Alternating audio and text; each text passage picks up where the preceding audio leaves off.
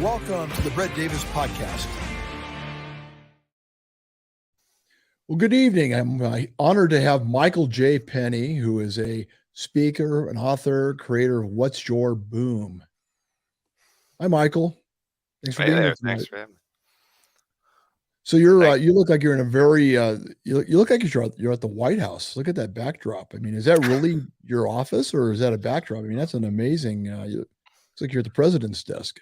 Hey, thank you. Yeah, I appreciate that, and I'm gonna send that along to my significant other who had recently said we gotta zhuzh up your backdrop. So she's the one who hung all of the pictures and all of the "I love me" stuff on here, and Well, she did that. yeah, yep, she did that. But this is my home office, as I like to call it, my corner office kind of a deal. You know, So if you're going to be working in something, it's nice to work, in a place that you like the surroundings and you have all the things that you like, around you because not everybody gets that opportunity. right. Yeah, definitely. Environment plays a key factor, especially if you're doing any creative work. And any serious creative professional will tell you that they keep cues around them that help them creatively. So Uh, I need to have everything at my fingertips. That's why I've got my books next to me. I'm a consummate reader and student, and so I pull from my influencers of yesteryear in order to be able to help folks. So yeah. So you were a former Marine. How long were you in the Corps? 8 years. Well, actually, 7 years, 10 months, and 5 days. But it's one of those things. Like, who's counting? God, I So, hope you don't do that with your relationships, especially not since not all of them. Maybe the ones that didn't work out, I guess. Yeah. But so we were yeah, just talking about that show where they had the mortuary and the two. There was a Mormon family that owned it, and of course now you're talking about your relationship. So hmm you know, I don't know where I'm going with this anyway. So well, tell us about your. Go ahead. yeah. Well, it harkens back to really, okay. So when I came up with this concept of what's your boom, right? I was already out there as a speaker, and I was trying to convey across the audiences, build a trust bridge, so to speak, in between what is our veteran sphere and our civilian patriots who care deeply about us as veterans. And so they want to know, and they want to know what those stories are like and have a better understanding. And so this whole concept of what's your boom, it allows people to share, so to speak, commiserate, so to speak, because we as people are going to experience these bombs in life. Mhm. And so I bookended my TED talk with an explosion going off in Afghanistan, the 5 common explosions of life, and then what it was like reacting to that explosion in Afghanistan. So anyway, what's your boom is my trust bridge into the hearts and minds of our fellow American patriots. And it has to do with our personal lives more than our Mhm. professional lives. Well, there's a correlation, right? And Mhm. so tell us about this ideal. Were you in that type of? Give me some backdrop because for people that haven't heard, were you in a type of situation like that you went through? Yeah, so I served in combat in Iraq and Afghanistan. I went in the Marines in '05. Well, it was August of 2004, and I hit the Fleet Marine Force in February 2005. And then I went to Ramadi with 3rd Battalion, 7th Marines Weapons Company. I was with Cat Red, Bravo Section, a Roth lead truck driver. And I take a great deal of pride in that because and I was an infantryman. I was an 0341, a mortarman originally by trade. When I got to the fleet, they said, we don't really shoot mortars in Iraq because of collateral damage. A mortar will absolutely devastate a town, a village, a city, whatever. And so we were going to roll around in combined anti-armor teams. And in order to bring those weapons that are on top of the truck into the fight, you need to have a guy who understands how to navigate the city and what have you, and bring that weapon into the fight. And so I took great pride in being my section lead driver and understanding and navigating the city of Ramadi, Iraq. And they loved it so much that they sent 3-7 back to Ramadi, Iraq on a second tour in 2007, which was crazy. And then I wound up reenlisting overseas, going to Quantico, trained officers how to shoot, did 17 lieutenant details over there, and then went back out to the Fleet Marine Force, where embedded with 1-5, I was trained through Special Operations Training Group, and we were embedded with the Afghan Uniform Police. So we would operate as a liaison, as a partner, a permeable layer in between what is big Marine Corps and Special Operations Training units. We would work with local national forces in order to be able to police within the local population based upon the population's needs. And so all of these things and all of that background goes into my current business today. Did you ever think that you would end up being uh, a speaker, an author? These were probably things that you were probably thinking about, and maybe just when you got out of the service said, now it's time. In short, I guess you could say yes. When I was very young, I was very interested in writing books. And when I say very young, I mean between the ages of 4 and 6. I basically declared that I was going to write books. I actually have one around here somewhere. I titled it Star Blazer. It's the most disconjointed thing, whatever. My mom helped me print it out when I was, a wee one and all of that. So the Wow. author side of it, I think I was always a storyteller. Uh, Somewhere along the line, I knew that I wanted to join the military. I want to say it was probably when I was about 12 to 14. And then 9/11 happened when I was 14 and all of that. And so along that same time frame, I basically surmised that I was going to join the Marine Corps. I wanted to be around warriors and people who are passionate and cared very deeply about the mission and so on. And so I chose the Marine Corps for that, um, more so than anything else. That and also the Marine Corps, especially in the infantry, so that people understand it. And I'm going to really oversimplify this. The Marine Corps infantry is full of hunters. That's the biggest thing that's different mindset wise. We want to go out and hunt. It's naturally in us. I am an avid hunter and outdoorsman, and it was a Well, good. natural fit. Do So, you have your own meats that you end up having that you end up my father was also yes. Yeah, years. I'm a big fan of venison, of course. My father Uh was too. We had jerky, we had bacon, we had I mean mhm. a stew, chili, Yep, and he exactly. gutted it and he gutted it. I was just talking to a gentleman earlier tonight. Yeah, he's kind of on the same page with this stuff. And I said the newer generation wouldn't get this because there's a lot of vegetarians, and I'm not going to knock them for being vegetarians because I think we do need some plants. But I said my father would get back in the day, he would get whatever kill he got, and he'd bring it home, and then put it in the rafters with a rope, and then he'd gut everything right there and take everything out and do what he needed to do. And we had one of those big square, gigantic ice boxes where he Yep. kept everything, and we had bass, and we had trout, and we had venison, and we had javelina and dove and quail and all this other stuff. And that's the way I grew up. But he did all that himself. And yeah, we did go to the store, but it's interesting. I personally think it was a great way to live, to grow up, because Mhm. what it does is it shows you the process of where our food comes from, which everybody just thinks they can go to the store and it's all there. They don't realize the work and also the hunting thing was you just don't kill something for it to be a trophy. You kill it if you need food for food. That's right. That's it. You don't do it for ego. You do it because there's a reason why we're going to use this food. It's not going to go to waste.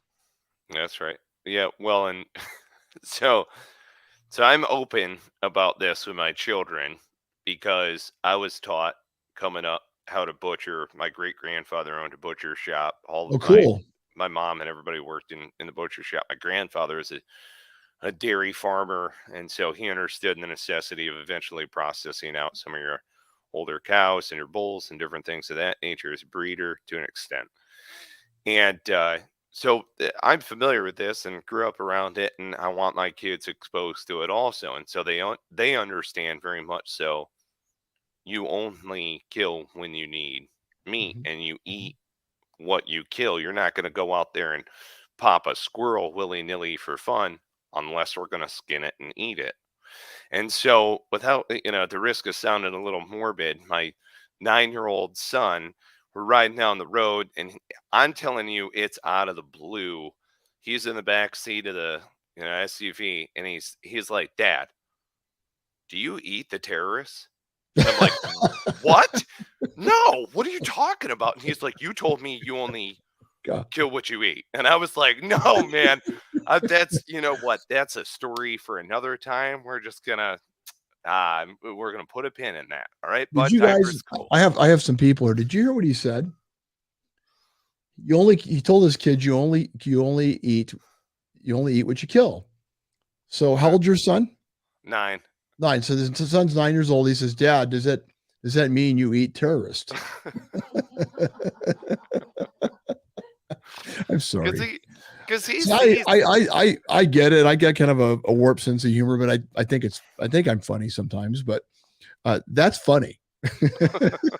in a dark, demented way, of course, because Right. I mean, it makes sense, right?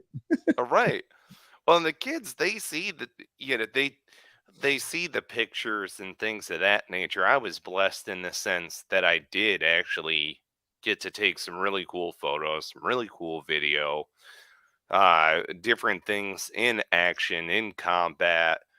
There were things that required me to go around and take panoramic photos from different posts. So they'll see these different things. And as they're growing up, they ask me questions about it. And I am not going to give them the mystery. Frankly, I pray every day that my children never see war. And if they choose to go and serve in the military, I'm going to support them no matter what, because that's not only an honorable profession, but it's something where I definitely look at it as a leg up. To Well, be able, you I know, agree 100% with you. I love our military. I never had the opportunity to serve. I wish I had. But the funny thing is, I ended up training all the major groups at one time in my younger days. I was able to get them in tip top shape to go off to war, and they would bring me these people that were just cutting edge, that just were that far away from being great, and something was just not working. So I got that chance to do that, and I felt like I was able to give that way. But I see the love and the passion. They hmm, don't do it for the paycheck. They do it because they're patriotic, and they care about the country, and romantic things that maybe you and I agree with, that somewhere along the way has been lost, and it shouldn't be, because the freedoms we have are because of our military. well, and so I'm glad that you say it that way, because the majority of the people that I work with nowadays, and one of the aspects of the reasons why I wanted to do the TED Talk the way that I did is You did because, a good job, by the way, on that. well, and thank you, I appreciate that, I sincerely do. I put a great deal of time, effort, and patience in making it what it is, and I embedded a lot of things inside of it. Like I talk about good, orderly direction, almost like GPS for the soul.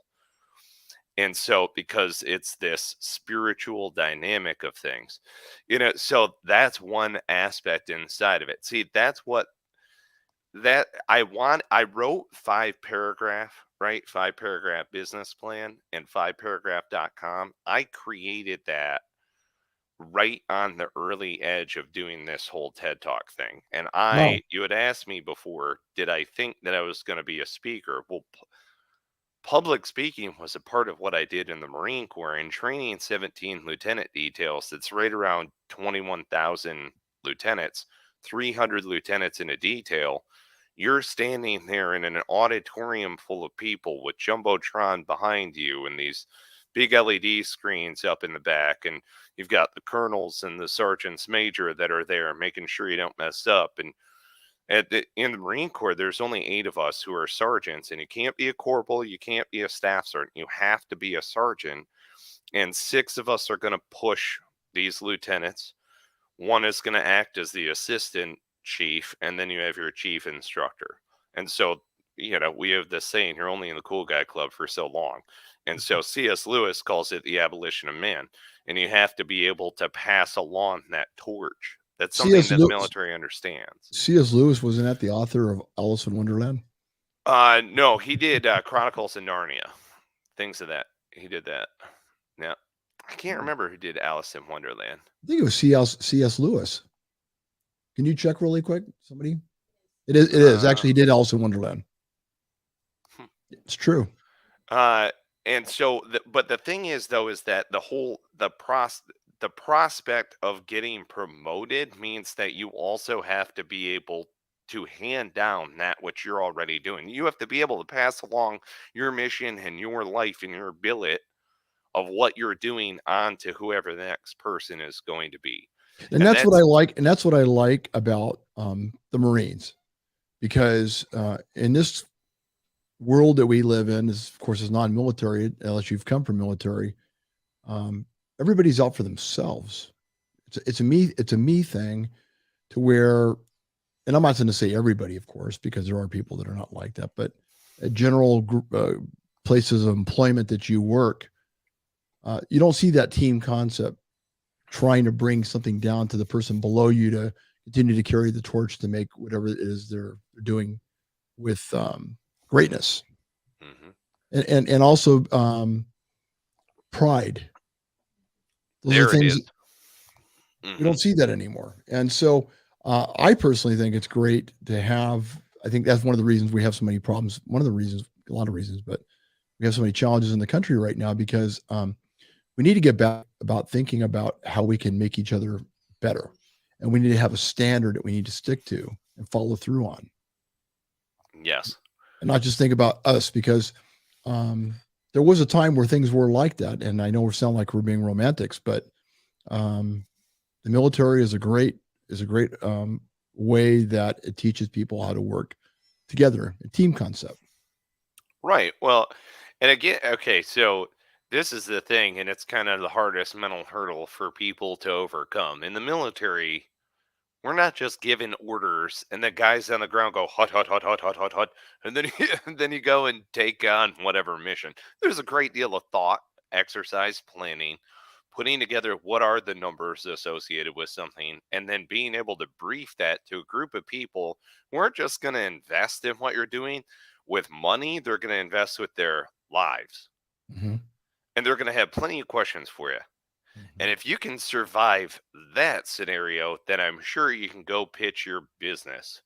Because a lot of what we do, right, is as leaders. Okay. So if you're in that leadership position, you basically need to know how to create a plan, pro forma, and be able to pitch whatever your idea is in order to be able to go and do it. This is to your hire, this is to your subordinates. If you want people, good people, to join your team, if you want to retain top talent, they need to, at a glance, know what the value, mission, and vision of your organization is. So that way they can see whether or not they want to be a part of it.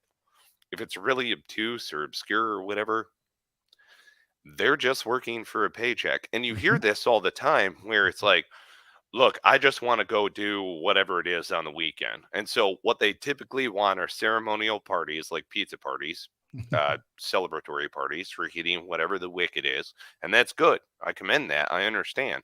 Or they want time off. But you'll hear executive leaders who are like, I offered them way more money and all of this other stuff. And I'm like, yeah, they don't really care about that. What they want is celebratory parties and time off. And they're like, yeah, how'd you know that? I go, because they're doing this so that they can go do what they actually want to do. And what they actually want to do isn't linked to their profession. And that's okay. We as leaders, it is. It's linked to Mhm. our profession. That's one of the reasons why we care so deeply. In my TED talk, I talk about divorce, death, separation from loved one, personal illness, loss of income. I experienced all five at the same time, and that was awful. But the thing is, though, is that when I experienced it as a leader, I felt isolation, anxiety, anger, depression, and guilt. Of course. We as leaders are going to feel this. It almost feels like it impacts us a little bit more because we care so much about the mission that's going on. Exactly. So that's the thing. That's kind of the light bulb moment, the click that happens inside of people as they go on dealing with this problem. I have an issue. In my line of work professionally, they're dealing with a problem, a boom that's gone off. That's why in my signature line it says, well, what's your boom? Let's schedule time. They can do this free of charge. They can get 30 minutes, let's say, and then we can just kind of hash stuff out and see whether or not there's any thing that we can do in order to be able to help. And then if we can, then we move forward toward a strategy session, and that goes into the whole 5P thing. Well, what we like about this and the reason why this matters is because in order to mitigate those booms at the lowest level inside of your business, your leaders must be empowered with the ability to handle that all the way down there and then provide feedback to the top on how they handled it. And so that's what we did. We just pulled everything that we used in the military, we pulled it out into business. And so really the secret sauce here is we took the 5-paragraph op order and we took the nuts and bolts of great business plans. And that right there is the key ingredient in putting them together. Now, my background as an instructor, it definitely helps in being able to convey this across to the masses. So that way we get massive implementation, right? Our goal is to be able to get millions of leaders empowered to be able to use 5-paragraph. And this is how the SEALs and the Marines communicate, and the Rangers and the SEALs out here. So it's the 5 paragraphs that every branch is going to use in order to intertwine in between them. And booms are going to happen. And Sure. we need to be able to support each other in between our different departments. I feel like the majority of the time I'm talking in between business development, which is sales and marketing. And I'm called in order to be able to facilitate the marriage in between sales and marketing. So that's the majority of the booms that are going off. So do you offer getaways where people can go and reboot their thoughts? Do you have things planned where they can buy into workshops? I mean, that's for people that are curious, because I'm sure they're going to look at the website. It's on there, of course, but for people to just tuning in, do you offer those types of things? yes. So I'm glad that you asked that, because really it starts with a strategy session to figure out the needs and what the organization wants to do. Mhm. And then absolutely, if you want to come out to the Outer Banks and do a business retreat with a C-suite, and we will sit down, I'll be the facilitator, not just for the guided discussion that's going to take place, but I'm also going to put my hands into the business plan and make it happen. But the majority of the time, it happens virtually like this on a video call, and I'm the scribe in front of my faithful tablet over here, and I sit down. I actually have a paper-like tablet that I like using in order to save the old peepers. And so I'll sit down and I'll pull up the Word document, and we crank out the immediate action plan, because you can only expect what's put down on paper. So do you use the lined yellow notepad? Well, I do like working in hard copy. I really, really do. Here, check this out. Here's a couple of examples, because our book is a workbook. You fill it out as you go. That's the way you comprehend more. Exactly. Auditory, visual, and kinesthetic learning. Right. And so the original concept, because when I came into the Marine Corps, I didn't have any capital. I actually I invented this when I came out of the Marine Corps. It goes up inside of your M16. Yeah. So- You so- invented that? yeah, so I invented that. Wow. And I brought it all the way to market, and then the company Wow. That's a great story. Well, it is. It's a great failure, because what I mean by this is I brought it all the way to market. I did all the testing, blah, blah, blah, everything else. And when I brought it to market, I had the team that was around me, and things started to collapse. I was delegating authority, but I was not maintaining control of what was happening. And you get this, in an entrepreneurial endeavor, you are your first salesperson going Yep. out there pounding the pavement. So I Sure. was going back to Quantico. I was working with my old sergeant major, and we were going around. We were talking to some of the other individuals, the Marine Corps shooting team, and some of the folks who are now in my old billet, which I thought was kind of cool. So I was going around weapons training battalion saying hi to everybody. And that was when my investors called me, and they were like, we got a hard conversation to have.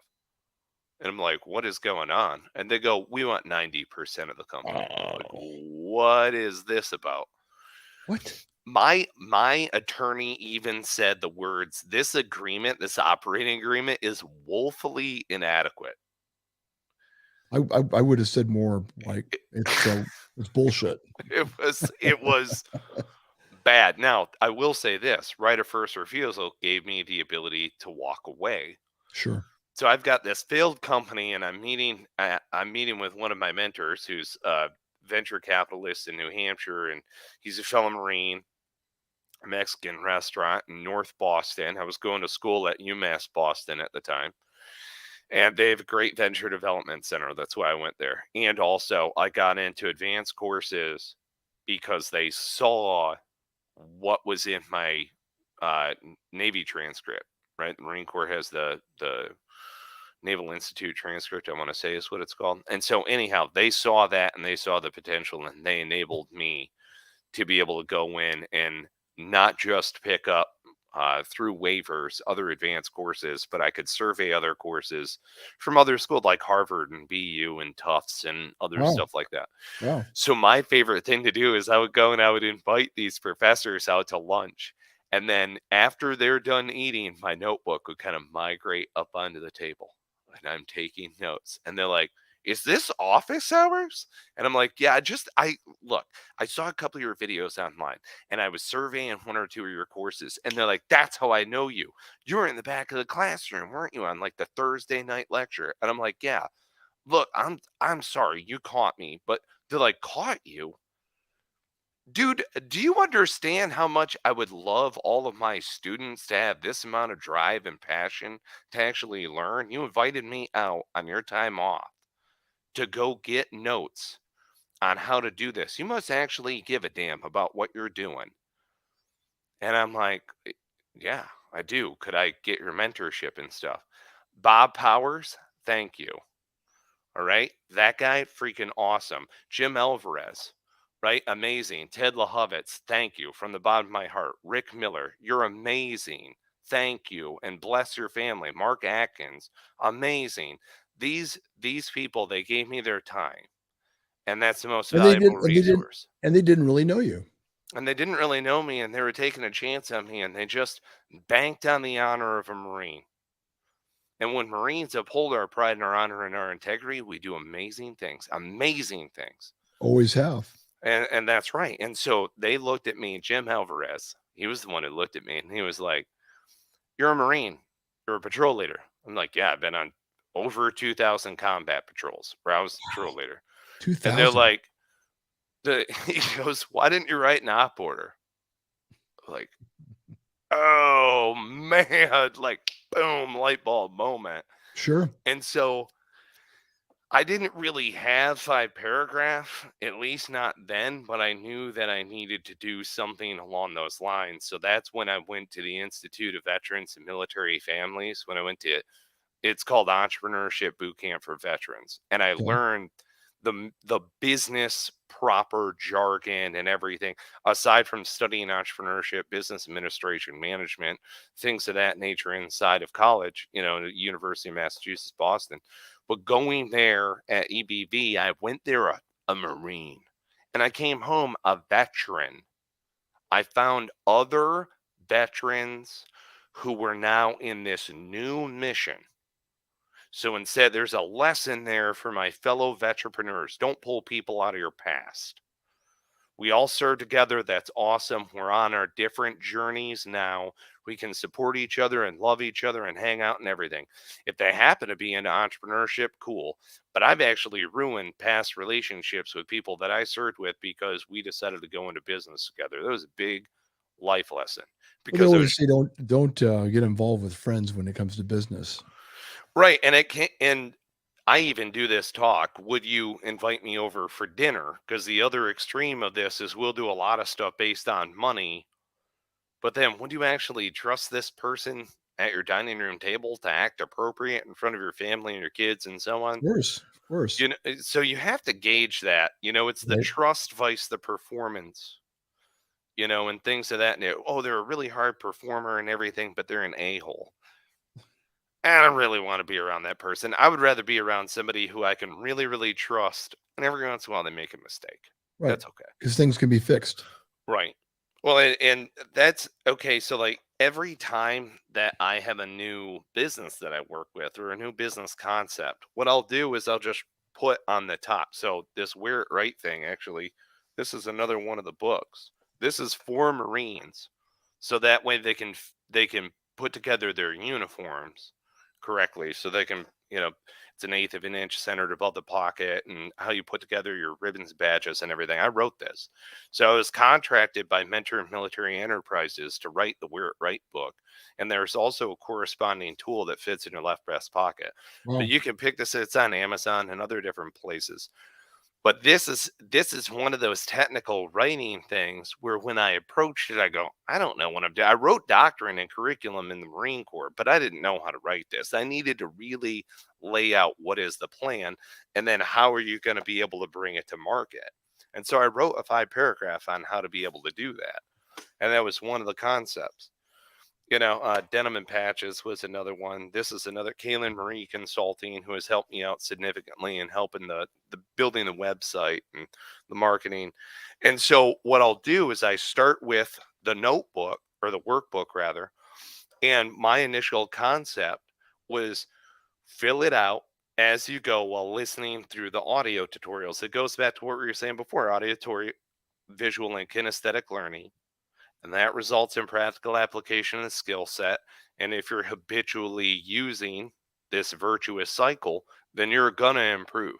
And we've seen this throughout the entire Department of Defense, every branch of the U.S. Armed Forces. What's the difference in between the Marines and everybody else and so on? I got to say it's the discipline and how we plan and coordinate in order to be able to execute effectively, and how we're rehearsing things to be able to handle stuff at the lowest possible level. I will say that that is the difference in between our branch and a lot of the other branches that are out there. So for people out there that is your main focus working with military entrepreneurs, or do you also work with people that are non-military? No, the majority of the people that I work with are non-military.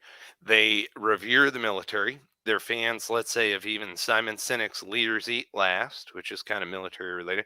They may have read General Mattis's book, Chaos, and things of that nature, but have never served a day in the military and Right. want some of this, the high-end motivation. How do we have, how do officers and non-commissioned officers work and other stuff like that? That's fine. But it's the business management thing. Now, military veterans, we definitely get along, and I could definitely help. And maybe you're looking at 5 paragraphs going, oh, heck yeah, I remember that. And I remember using that. And I want my subordinate leaders to have this. Yeah, absolutely. But the majority of the people that we work with, honestly, never served a day in the military. They just revere how we do stuff and think that our leadership principles are cool. To directly quote one of our clients, he said, "You make selling insurance cool," which I think is so great. I just love that so much because I have you ever heard this concept of goals can actually make you depressed? Have you ever heard this? Well, there's a new book out called Habit Force. Is it Habit Force? Habit Force. Who's that Is that by? the name, Sarah? Habit Force? Goodness, now I want to write this down. Habit Force. I'm Is doing that it. what it's called? It's a best-selling book. It's Habit something. Okay. Well, We're that looking at it. But anyway, what it talks about is we got it wrong, in that what's going on is that people that set goals and achieve those goals really have it wrong. yeah. No, Right. Well, okay. So this is what I say when I because come it's in. let Yeah. me do it because I'll forget really quick, and it's probably the same. And then we'll connect back on this. So what the gentleman said was, if we made one one improvement every day, we would improve 37% by the end of the year. Yep. I don't know where he came up with that stat, but it's interesting. And then he also said that it's not about the goal. It's about the enjoyment, what you're getting out of it, how it's meaningful to you. Because what Mhm. happens with the goal, once you achieve it, you get depressed. Exactly. What's next? What's it? What's That's not next? it. Okay. So teams will experience burnout rate with goal also A because lot it's of goal athletes, right? oriented. Athletes. Athletes, especially. Okay. Here's the secret, in my opinion: desired end state. Desired end state. Do we want a harmonious interchange of ideas and communication coordination between our different departments? Do we want an ecosystem where entrepreneurial leaders have the ability to call upon resources through servant leadership? Because that's the thing, ultimately, we as leaders, we're delegating out. Here's the vision. This is how we want to cure, or this is what needs to happen. Our subordinate leaders are telling us how they would carry it out. Because I don't know about you, but I'm not an accountant. I'm not an attorney. I'm not a graphics designer. I'm not a software developer. I'm not a hardware engineer. I'm not a product engineer. I'm not a. I don't, we need to be able to communicate effectively in between these different departments where each one of us have our own specialties. Right. Can you just tell me the situation, mission, how you're going to execute on this? What are the admin and logistics needs? What's your communication plan? Those are 5 paragraphs. Well, one thing and that's one thing. And what you Mhm. just said is totally what I'm about. I do better in a team environment. I don't Yes. do any of those things, and I find the best people that I trust, I like, and I know I can work with, and we help elevate each other to the highest maximum. While doing good stuff to help people too. I mean, because I couldn't do all that stuff, and who has the time to invest the time and the money? I mean, my God, I mean, specializing in what you do is an asset, Mhm. but a lot of Yes. us are not taught that way, are we? No, absolutely not. Well, we're taught we have to go have a sequence of skills. Scott Adams calls it a talent stack in order to get a just over broke, a job.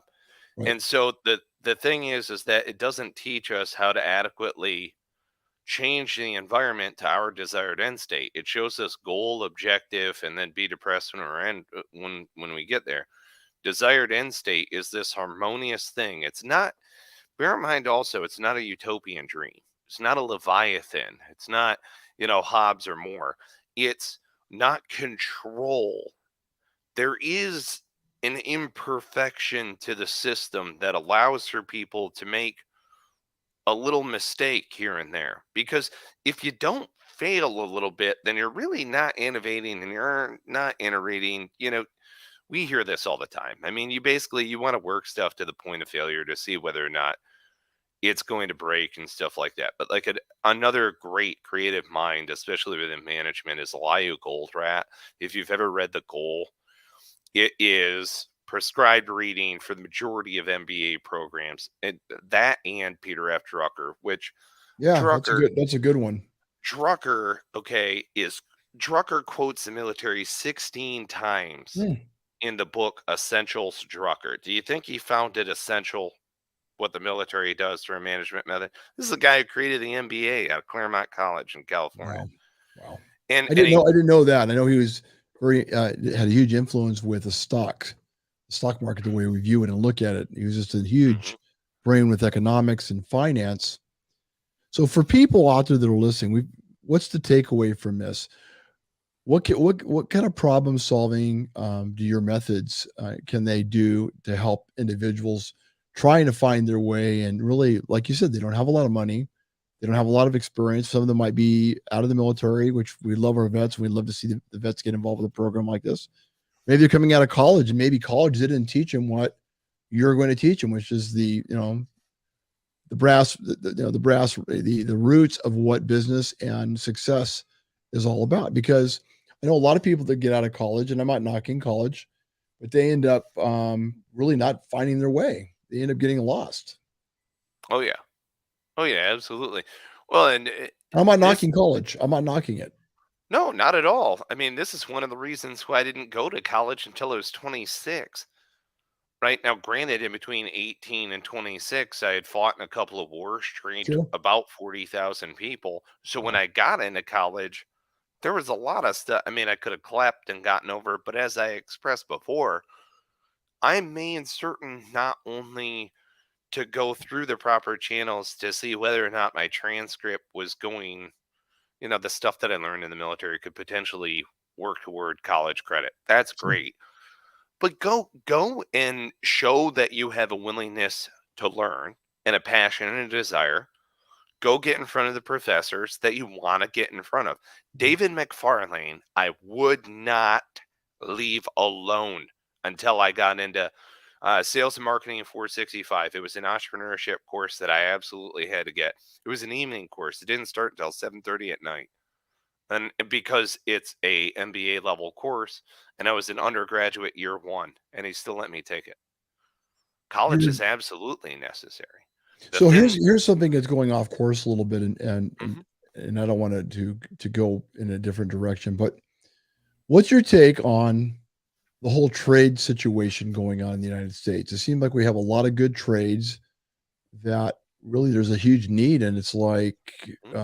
nobody wants to look at those. And in some cases, a lot of these corporations are having to go out of the country to find workers that really want to do those jobs, and they're really a lot of them are really good paying jobs. I mean, like mechanics and electricians and plumbers, welders, people that do fiber optics, things like that, that are really great jobs that are out there. But there's a huge shortage in that area. What's your take on that? Uh, well, there's a couple of different things. One is skilled trades. Going to trade school is college. So going and completing and what have you, it's the equivalent, in my opinion. One would argue semantics as far as a four-year university and a baccalaureate degree and everything else. Firefighter can go and they can do something credentially and wise in order to go and fight fire, and then they can study fire science and go and achieve a bachelor's and master's and everything. Same thing with welding. Same thing with construction management. Each one of these things are offered in order to be able to advance. Now, when I say advance, I mean you're advancing out of working with your hands, and they're really good, highly skilled, well paying jobs with benefits to them, which is great. We need welders, we need pipe fitters, we need construction workers, we need plumbers, and so on in skilled labor. The U.S. military is the largest skilled labor employer in the entire world. Wow. Okay, so we're incorporating people who work with our hands, the majority of which are enlisted. Enlisted personnel, myself being one of them, as non commissioned officers, when we rise up, we need to be able to carry out the plan of the day as planned by officers. We're the permeable layer in between the doers and the executive planners. And there aren't non commissioned officers in the civilian workforce until now. Because what we've got is, with five paragraph, that permeable layer in between what is the executive and then what would otherwise be the doer. So, I mean, there's a reason why I've got President Trump's signature on that letter behind me. It's because he's a fan of what we're doing here. So, in creating things and building things in construction, you have executives that have put it together and planned it in these highly skilled labor force. And then you had these skilled labor individuals who are going to carry out that vision, execute, build a giant, awesome, amazing building. So it really is that permeable layer. I personally understand that in order to reinvigorate what is manufacturing, overall production in general, we're going to need to have this. Now, the issue is that we've been taught key performance indicators and quotas and data and all of this is what we go off of. We've been taught high efficiency equals high output. I'm sorry, that's wrong. It's Okay. just wrong. If you're at top output, top efficiency, you're probably losing money and you probably have an exorbitant inventory that's just sitting on the back shelves. Not my words, Elihu Goldratt out of the goal.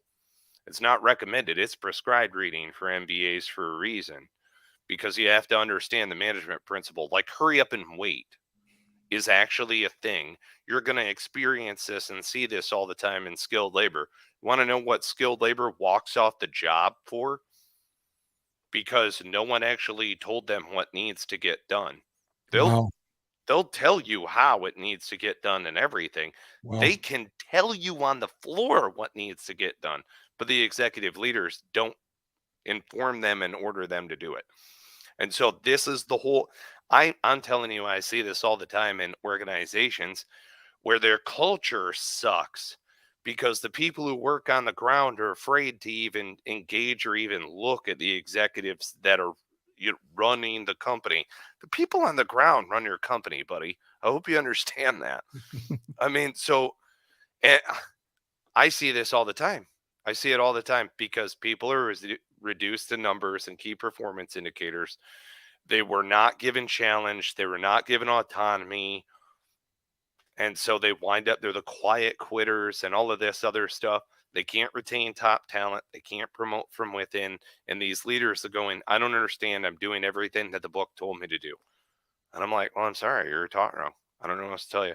From management perspective, Peter Drucker, going back to original Zero Principles with Peter Drucker, he legitimately talks about all of the issues that we're facing nowadays. You could go back to your business 101 stuff and just mangle your original business books. You got to think entrepreneurially at every single level. The coined phrase is intrapreneur. We train entrepreneurs. You can hire us to be entrepreneurs. So you've asked if somebody's coming to 5paragraph.com and they have zero money, $20, let's say, for instance. And when I say zero money, I mean capital for their business. So they got $20. They got the gumption and the passion to do it. Buy the book, listen to the audio tutorials, fill it out as you go. And then you graduate up and you say, I want to get the certification, right? Why, as an entrepreneur, they would get the certification? Because you want to say to your subordinate leaders, I would never ask of you to do something that I myself wouldn't already have done. And so you have already gone forward, gotten the certification. All of your subordinate leaders will wind up being certified in 5paragraph, and that's how they implement. So that's like the DIY and the side-by-side way of doing it. And then there's the hire us to do it all. And what do I mean? The C-suite. If I am working with the C-suite and they call us in to do it, it's the founder of the organization, typically a CEO. Sometimes it will be a private equity, or the board will be saying, hey, something needs to happen within the C-suite. There might need to be a culture shift in the C-suite. So I'm going to be talking to everybody inside of there in order to understand the value, mission, and vision of the organization, and then go in and do it. People can hire us to do it. We are entrepreneurs for hire. We will fill out your plan, your pro forma, your pitch for you, help you brief all your subordinate leaders, and then all your subordinate leaders. That's how it works in the military. Your op order, and then they extrapolate their plan off of your op order. And every leader all the way on down uses the same 5-paragraph template. By the way, I feel like I'm back in college, and I'm doing more of it's not economics, but it's a more updated, it's almost like a small military team of cutting to the chase of what works and working with people that have specialties. Exactly. But you're cutting to the chase, which I like. For people out there that are tuning in, it's hard to believe it's almost been an hour. I can't believe it. It seems like we've only talked for 15, 20 minutes. Well, this is great. I would love to have you on my radio show. I don't know if you know I had a radio show. I'd love to do that. We have we just actually are in Los Angeles now. So we have up to 10 million people that we could get to get that show out to. Southern California now is a good market for us in that area. So I'd love to get this information out and talk to you more on how we can maybe work together and collaborate on something to help the military, or people that maybe are in business that maybe just need, a little bit more discipline, a little bit more of a plan, a little bit more of learning how to work with specialty type players. Absolutely. But Absolutely. I appreciate you being on, Michael. And I got a lot out of this. I hope everybody that watched did. And I want you to share this, and everybody, anybody out there that's thinking about getting into business. I always say business is a street fight, but I think you probably might say business is a war. Yeah. Well, and why would you ever set foot outside the wire on a combat patrol without planning first? So. Well, I look forward to talking to you more, and thank you so much for taking time out of your schedule. And I look forward to getting your materials and your book and finding out more about 5paragraph.com. Thanks, Brett. Thanks for having me on. I appreciate your time. Thank you. You're awesome. Thanks for your service to our country too. Oh, it's a privilege. I love our Marines. Hoorah, Semper Fidelis. You take care, brother. Likewise. Take care. Be well. Bye, man.